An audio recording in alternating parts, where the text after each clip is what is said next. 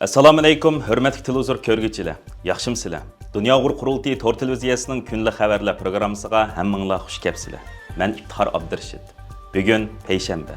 Hurmatli ko'ruvchilar, tövəndə diqqətinizlər kunlik xabarlar programmamızning tafsilotida bo'lsin.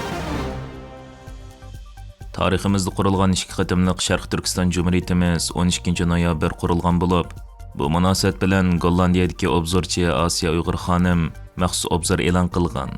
Mazkur obzorda 20 asrning o'rtalarida Uyg'ur xalqining 2 qatim mustaqil davlat qurganligini, ikkinchi qatim 1944-yildan 1949-yilgacha bo'lgan aralıqda Sovet ittifoqining qo'llashi bilan Sharq Turkiston Cumhuriyetining qurilganligini, ammo Yalta yig'ini va 1971-yili BDT umum yig'inining 2758 nomerli qaror ma'qullangandan keyin cho'ng davlatlarning kelishimlari Uyg'urlarning egilik huquqini asliga keltirish ehtimolligini yo'q qilganligini, bu qarorlarning Uyg'urlarning roziligi va hech qanday bir Uyg'ur qatnashmagan ahvolda chiqarilganligini ta'kidlab, o'z taqdirini o'z belgilash prinsipi Birlashgan Davlatlar Tashkiloti nizomnomasida bo'libmi 1-moddaning 2-tarmoqida zamonaviy xalqaro qonunning asosiy g'ultashlarining biri sifatida yozilgan.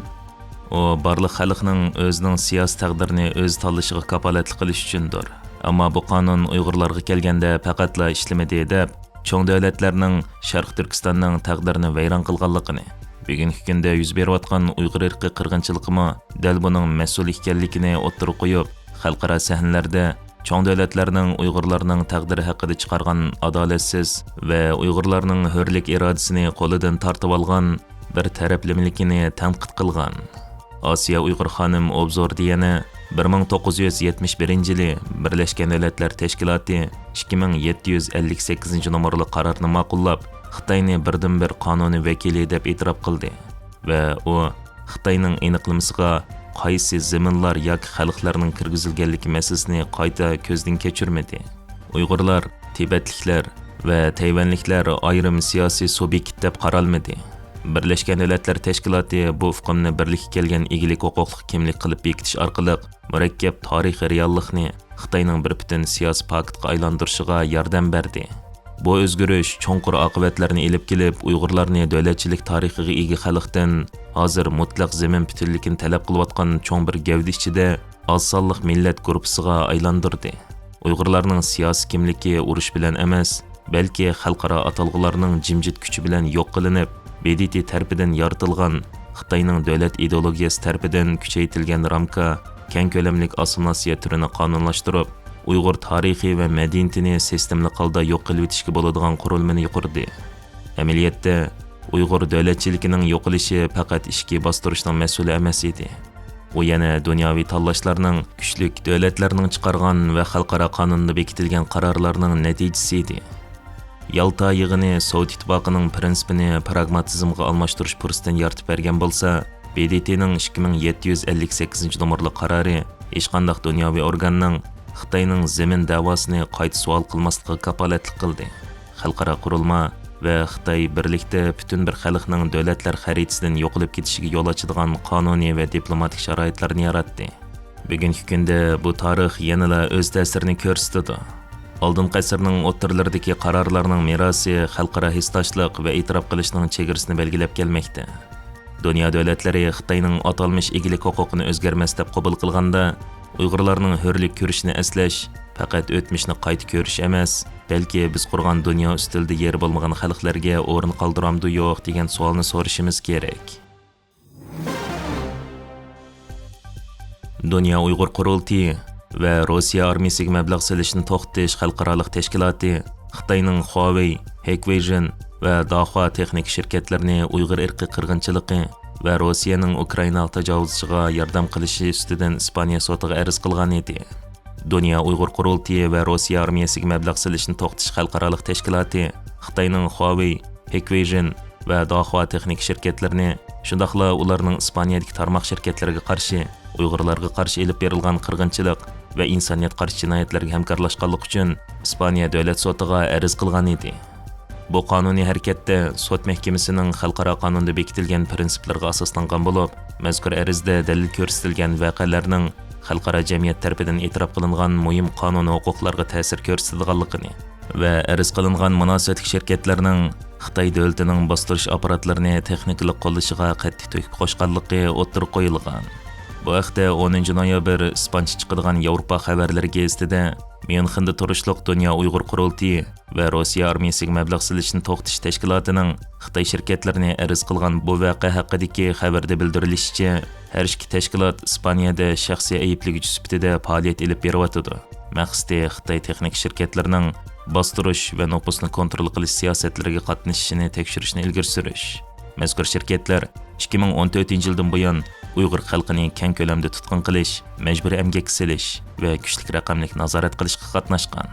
Mazkur gazetda yana advokat Viktor Manuel Soriano Pekeras imzolagan da'voda yuqorida tilga ilingan shirkatlarning Xitoy doiralarini Uyg'urlarni aniqlash, nazorat qilish va sistemlik bostirish uchun ishlatadigan sin ko'zitish va yuz tonish texnikasi bilan ta'minlaganlik uchun terrorlik tashkiloti bilan hamkorlashish jinoyati va insoniyatga qarshi jinoyat bilan ayblangan bo'lib, ta'minlangan hujjatlarga asoslanganda da'voda ismi tilga ilingan shirkatlarning Xitoy hukumati bilan 1 milliard dollardan ortiq ommaviy xususiy hamkorlik to'xtamlariga qatnashganligi ilgari surilmoqda va bu to'xtamlar atalmish qayta tarbiyalash markazlari deb atalgan jazo lagerlari, shahar rayonlarining kamera tori, milliy farqlantirish algoritmlari va biometrik kontrol sistemlarini o'rnatish uchun xizmat qilgan deyilgan. Bu haqda Dunyo Uyg'ur qurultiyi fondining raisi va qurultay Berlin ishxonasining mudiri G'ayur Qurban apandi ba'zi tafsilotlarni o'rtoqlashib o'tdi. Bu Dunyo Uyg'ur qurultiyi yillardan buyon ilib borayotgan Uyg'ur irqiy qirg'inchiligi chetishda Xitoy korxonalariga qarshi xalqaro iqtisodiy jazo yurgizish harakatining muhim bir parchasi bo'lib hisoblandi. Biz bir qancha oy avval bu Xitoyninki Dahua va Hikvisionga o'xshash yuqori fan texniklik korxonalarini ularninki Uyg'ur irqiy qirg'inchiligiga his qo'shqanligidan iborat bu paketlari bilan Fransiyada arz qilgan edik va bu arzni biz Ispaniya sotiga sundik. Bu ikki shirkat Xitoyninki Bayraktar yuqori fan texnikalik korxonalari bo'lib, ular Noqul Xitoyninki obrazi uchunla muhimli bo'lib qolmasdan balki ular yaratgan iqtisodiy qiymat Xitoy davlati uchun nihoyat zo'r bir ahamiyatli bo'lgan bir shirkatlardir. Bizningki bu Fransiya va Ispaniyada ochgan da'voyimiz agar g'alaba qozonsa, bu Xitoyninki bu ikki Bayraktar shirkatiga g'oyat zo'r iqtisodiy ziyon apketli qolmasdan balki ularninki Fransiya va Ispaniyaga o'xshash Yevropadagi eng g'ol iqtisodiy birliklarda tijorat qilishni to'xtatishga va ularning bu diyadan chekitishiga sabab bo'ladi.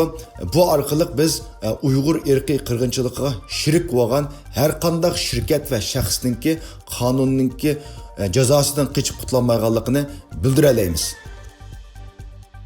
Dunyo Uyg'ur qurultiyi bu haqda yana maxsus bayonot e'lon qilgan bo'lib, qurultayning bayonotida Barselonadagi advokatlik o'rni bilan hamkorlashib tayyorlangan arizda Ispaniya doiralarining Ispaniyaning umumyuzlik boshqarish doirasi bo'yicha ig'ir xalqaro jinoyatlarga qatnashgan shirkatlarni tekshirishi talab qilindi deyilgan bo'lib, qurultay raisi Turg'unjon Alovdin apandi bu deloni Ispaniyada ichish shirkatlarning irqiy qirg'inchilikdan iborat vahshiylik jinoyatiga aralashishining javobsiz qolmasligiga kafolatlik qilish uchun zarur qadam.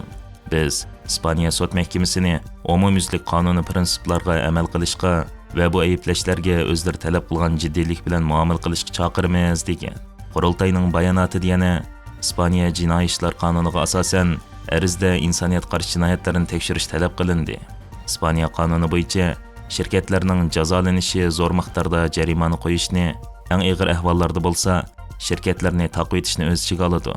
Bu maqsad uchun arz qilguvchilar sud mahkamasidan aloqador davlat organlaridan mutaxassislarning fikrini olish, Huawei, Hikvision va Dahua shirkatlarining Ispaniyadagi tarmoqining vakillarini chaqirib savol so'rashi talab qilindi deyilgan.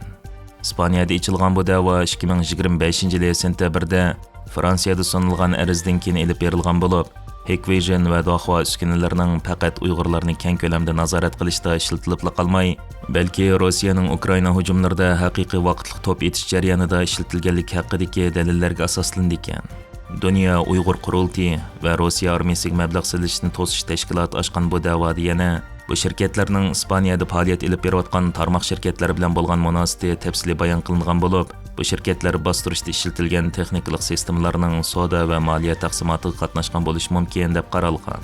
Sotdan bu haqda İspaniya ommaviy organlarining mutaxassis dokladlari, İspaniya davlat bexatarlik idorasining isbotlari va davlatlik axborot markazi boj idorasi hujjatlari talab qilingan bo'lib, da'vo ochuvchi taraf shirkatlar va ularning qonuniy vakillarini tekshirilayotgan shaxs deb jakarlashni talab qilgan.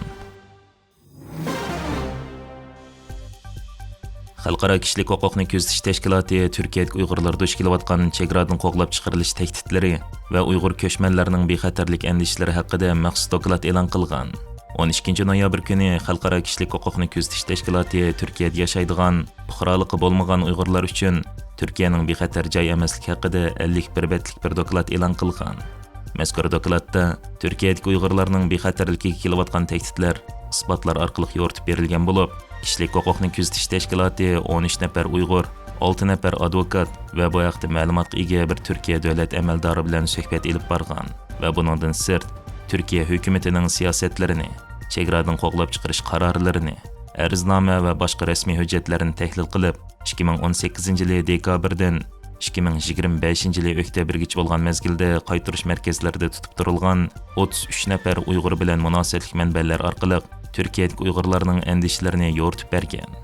Uzundan buyon Turkiyada turayotgan Uyg'urlar ichida pat-pat yo'qolib ketadigan, saqchilar tarafidan tutqun qilinib chegaradan qo'g'lab chiqarish markazlariga solab qo'yiladigan taratqularning besimi va Uyg'ur tashkilotlarining aloqasi orqali ondan qo'yib berilgan ahvollar uzluksiz yuz berib kelgan edi.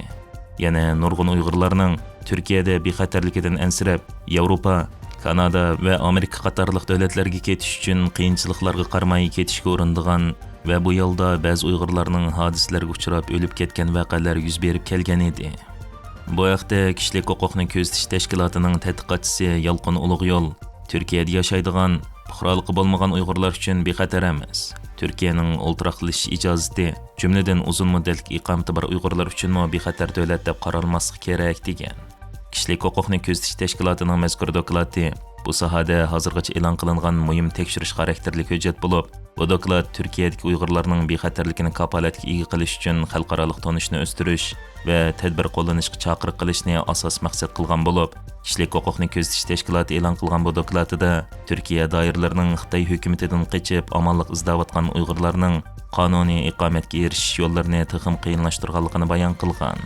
Kishilik huquqni kuzatish tashkiloti Osiyo bo'limi mudiri Elian Pearson bu haqda yaqinqi mezgilgacha zulmdan qochgan Uyg'urlar Turkiyada o'zlarini bexatar his qiladi. Lekin Xitoy Turkiya munosabatining yiqilishishi va hukumatning panohlanguchi va ko'chmanlarga qaratgan bostirishining eshishi bilan ko'p sonli Uyg'urlar ansizlik ichida qilyotdi.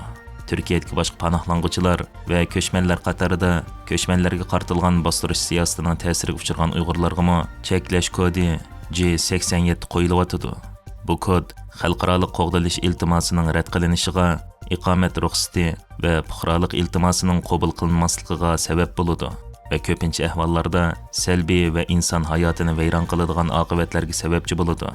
Vaholanki bu xil Uyg'urlar tartibsiz ko'chman kategoriyasiga tushib qoladi va ba'zilarining chegaradan chiqarilishi uchun qaror tasdiqlanadi.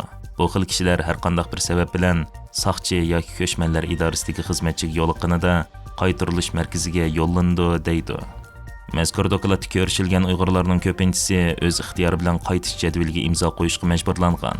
Bu jadvallar Xitoyga yoki 3 davlatlarga qaytarilishning yo'lini ochadigan bo'lib, dokladda suhbat olib berilgan Uyg'urlardan 3ning bu jadvalni imzolaganligi va bularning ichidagi biraylarning Xitoy bilan jinoyatchilarni qaytarish kelishimi bo'lgan Arab Birlashma Xalifaligiga chiqarib etilganligi bayqalgan. Turkiya hukumatining xalqaro qonunning qaytarmaslik qoidasiga hurmat qilish majburiyati bor. Bu qoida davlatlarning har qanday bir kishini zulm, qiyin-qistoq va boshqa yomon muomalaga uchrash xavfi bo'lganida yashash haqqi tehdidiga uchraydigan yoki ig'ir kishilik huquq dafsanchiligiga duch kelish ehtimoli bo'lgan bir yerga qaytarilishni qat'iy cheklaydi. Kishilik huquqni kuzatish tashkiloti Osiyo bo'limi mudiri Elian Pearson bu vaqt yana Turkiya hukumati qaytarmaslik qoidasiga hurmat qilishi va Uyg'urlarni Xitoy qaytarilish xavfi bo'lgan 3 davlatlarga yo'llashni darhol to'xtatish kerak.